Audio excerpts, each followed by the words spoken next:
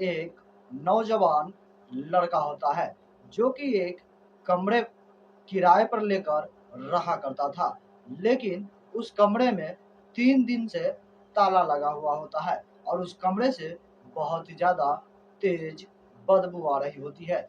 जिस बदबू को अगल बगल के लोगों को महसूस हो रही थी, उस बदबू से उन सभी की हालत खराब होती है और वो इस मामले की जानकारी वहां पर रह रहे मकान मालिक को देते हैं और उसके बाद इस मामले की जानकारी मकान मालिक पुलिस वाले को देते हैं।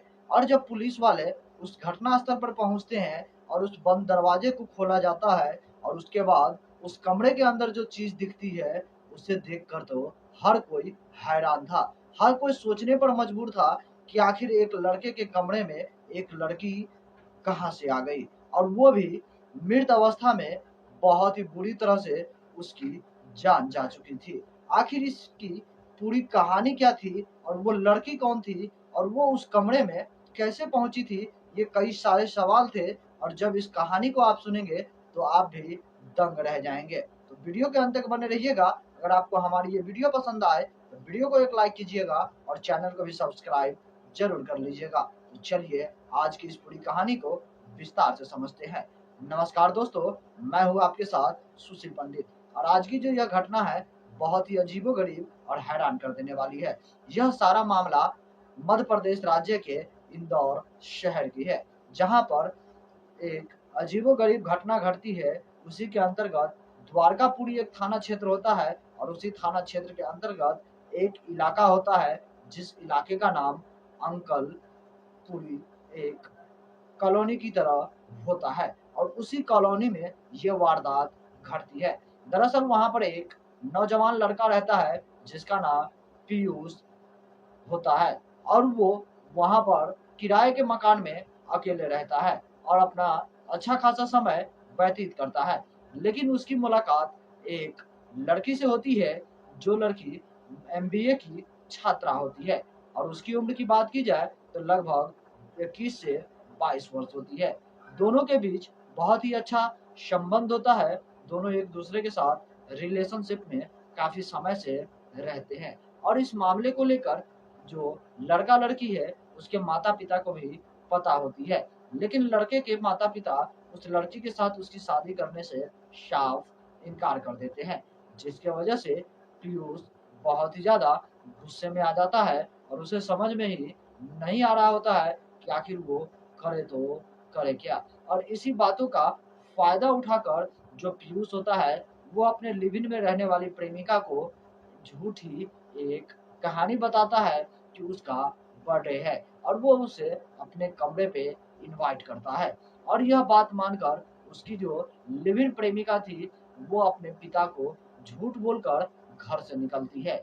वो बताती है कि वो अपने आधार कार्ड में कुछ चेंजिंग करवाने के लिए वो सेंटर पे जा रही है और जब वो सेंटर पे पहुंचती है तब वहां से वो अपनी ही छोटी बहन को फोन करती है और वो कहती है कि वो अपने एक दोस्त के बर्थडे पार्टी में जा रही है, जिसके वजह से उसे आने में लेट हो जाएंगे, लगभग 11 बज जाएंगे।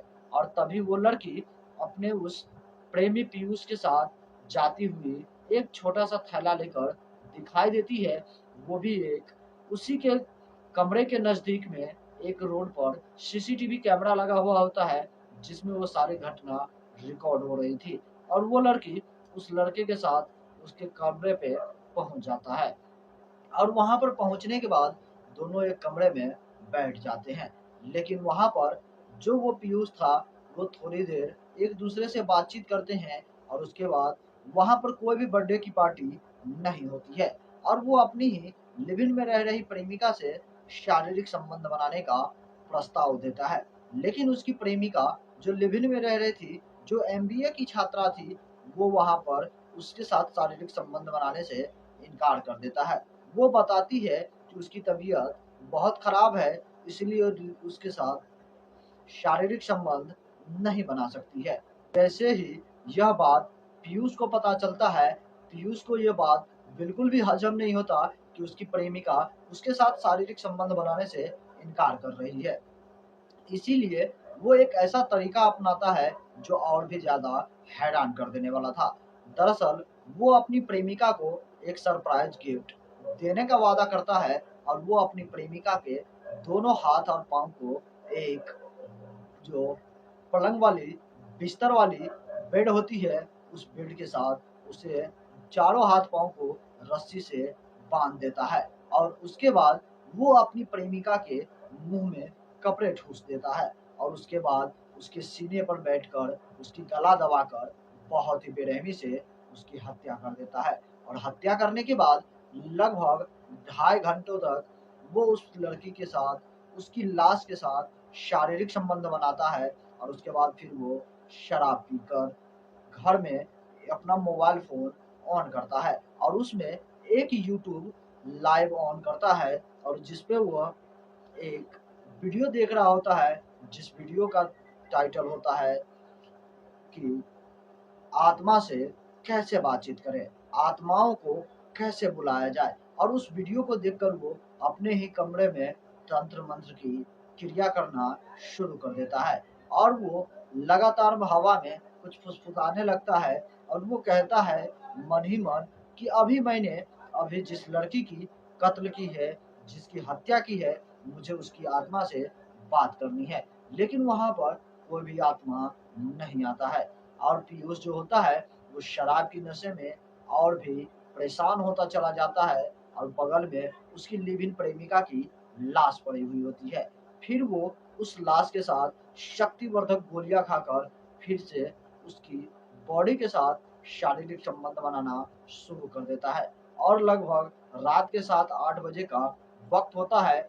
वो अपनी प्रेमिका के साथ मन भरकर जब वो शारीरिक संबंध बना लेता है तब वो वहां से अपना एक छोटा सा बैग उठाता है और उसकी बॉडी को अपने ही कमरे में कंबल में लपेट कर छोड़ देता है और कमरे में ताला मारकर वो वहां से फरार हो जाता है और लगभग 3 दिनों तक वो इधर उधर भटकता रहता है, गाड़ी से मेट्रो से इधर उधर सफर करते रहता है और वो अपनी ही प्रेमिका का मोबाइल फोन लेकर वहां से निकल जाता है और अलग अलग जगह पर उसकी लोकेशन को दिखाता है। इधर लगातार लगभग 3 दिन का वक्त बीत जाता है लेकिन उस एमबीए छात्रा की जो माता पिता थे वो उनकी तलाश करना शुरू कर देते हैं लेकिन उसकी कहीं भी कोई भी खबर नहीं मिलती है। जब उस लड़की एमबीए छात्रा की कहीं भी कोई भी खबर नहीं मिलती है तब उसके माता पिता परेशान होने लगते हैं, उनके सभी दोस्तों को, उनके रिश्तेदारों को फोन करना शुरू कर देते हैं। लेकिन इधर जो पीयूष धान मोतिया था वो उसकी छोटी बहन के मोबाइल फोन पर मैसेज करता है कि अब वो लौटकर कभी भी घर नहीं आएगी। जैसे ही यह मैसेज उसकी छोटी बहन के पास पहुंचता है उसकी बहन हैरान हो जाती है और इस मामले की जानकारी वहां पर अपने पिता को देती है और इधर लगभग 3 दिन का वक्त बीत चुका था। उस कमरे में लाश बंद पड़ी हुई थी और उस लाश से बदबू आने लगती है। जब अगल बगल के पड़ोसियों को इस मामले में उसे तेज दुर्गंध आती है तब वहां पर रह रहे मकान मालिक को बताती है। उसके बाद मकान मालिक इस घटना की जानकारी द्वारका पुलिस को देते हैं जहां से वो पुलिस वाले अंकल कॉलोनी के पास पहुंचते हैं और वहां पर उस इलाके में जो सीसीटीवी कैमरे लगे होते हैं उन सभी सीसीटीवी कैमरे को भी खंगालना शुरू करते हैं। साथ ही साथ वो उस दरवाजे को भी तोड़ते हैं जिसके अंदर से बहुत ही ज्यादा तेज दुर्गंध आ रही थी। जब उस दरवाजे को तोड़ा जाता है तब उस कमरे के अंदर एक नौजवान लड़की की डेड बॉडी मिलती है जो कि कंबल में लपेटी हुई थी और उसकी स्थिति को देखकर पुलिस वाले की पैरों तले से जमीन खिसक जाती है। वो परेशान हो जाते हैं क्योंकि उस लाश की स्थिति इतनी बुरी हो चुकी थी जिसके बारे में कल्पना कर पाना भी बहुत ज्यादा मुश्किल हो रहा था। आखिरकार उसकी लाश को पोस्टमार्टम के लिए भेज दिया जाता है और जब पोस्टमार्टम की जाती है तब उसकी पूरी बॉडी से कई लगभग 12 सैंपल मिलते हैं जो बहुत ही निंदनीय होते हैं और जब उसकी मेडिकल रिपोर्ट आती है पोस्टमार्टम रिपोर्ट के साथ तो और भी अचंभित कर देने वाली होती है। उसमें खुलासा होता है कि उस लड़की के साथ मरने के बाद उसकी बॉडी के साथ जबरदस्ती शारीरिक संबंध बनाए गए हैं और उसकी गला घोटकर हत्या कर दी गई पहले और उसके बाद संबंध बनाया गया है। जब इस मामले में पूछताछ किया जाता है तो पता चलता है कि इस कमरे में एक लड़का रहता था, जिस लड़का का नाम पीयूष धानमोतिया था। अब पुलिस वाले उस लड़के की तलाश करना शुरू कर देते हैं और अगल बगल की सीसीटीवी कैमरे खंगालना शुरू करते हैं। जिस सीसीटीवी कैमरा में वो लड़का उस लड़की के साथ आते हुए दिखाई देता है, और जब रात का वक्त होता है तो वो अपना अकेला बैग लेकर वहां से जाते हुए भी दिखाई देता है। अब पुलिस वाले उस लड़के की तस्वीर हर जगह सर्कुलेट कर देते हैं और लगातार उसे गिरफ्तारी करने के लिए हर जगह पर छापेमारी की जाती है। और इस मामले को लेकर मुंबई पुलिस को भी हाई अलर्ट पर रखा जाता है, क्योंकि पुलिस को ये लोकेशन से पता चलती है कि वो जो पीयूष था, जो अपनी प्रेमिका का फोन लेकर पनवेल की ओर गया था, जहां से उसकी लोकेशन मिलती है। और उसके बाद वहां मुंबई पुलिस द्वारा आखिरकार उसे पनवेल के ट्रेन से गिरफ्तार कर लिया जाता है। और उसके बाद जब उस लड़के से पूछताछ की जाती है, तब जो वो लड़का जवाब देता है वो और भी हैरान कर देने वाला था।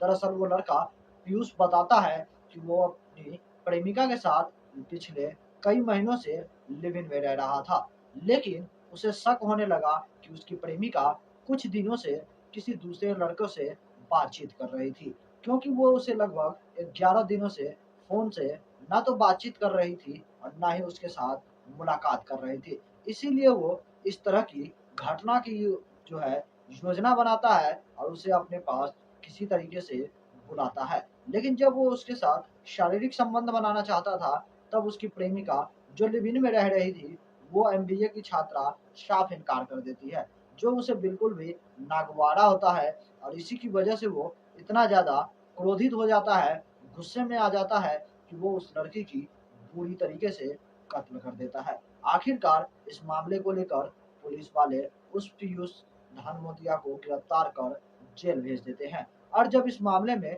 कोर्ट में उसकी पेशी की जाती है, तब उसके बाद उसे 3 दिन की पुलिस रिमांड पर भेजा जाता है। और सारे सबूत अगर पुलिस अच्छी तरीके से कोर्ट में जो है पारित करेंगे, तब वहां से इस केस में जो उस लड़की के साथ हैवानियत हुई, उसके साथ जिस तरीके की बेरहमी से कत्ल की गई, इस सारे मामले को देखते हुए आखिरकार पीयूष को फांसी की सजा दे दी जाएगी। फिलहाल अभी वो आरोपी पीयूष धानमोतिया पुलिस की कस्टडी में है। बाकी दोस्तों, इस अजीबोगरीब घटना को सुनकर आप लोगों को क्या लगता है, हमें कमेंट करके जरूर बताइएगा। बाकी दोस्तों, इस वीडियो से मैं विदा लूंगा और फिर मैं मिलूंगा आपसे अगला एक नई एपिसोड में एक नई कहानी के साथ। तब तक के लिए जय हिंद, जय भारत, सतर्क रहिए, सावधान रहिए।